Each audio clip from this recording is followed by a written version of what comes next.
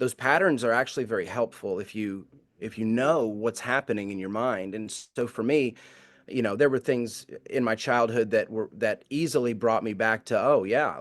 For me, I'm grateful I was not diagnosed as a child. My mother was the kind of mom that she would have had me in everything. She would have been a helicopter mom.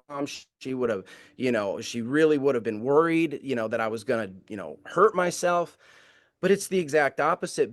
Because I was undiagnosed, I never had a curfew as a child. I walked around in the creeks and hollers when I was in Kentucky, and I spent some time in Chicago as a kid for a couple of years growing up.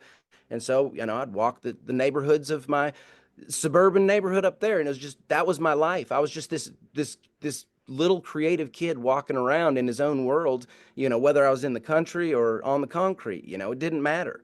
And so, um, the biggest things that I can tell you about how autism has affected my life now is it has enabled me to do a lot of self-reflection and a lot of the whys behind things happened in my life, or why, even more so, why I interpreted things the way that I did.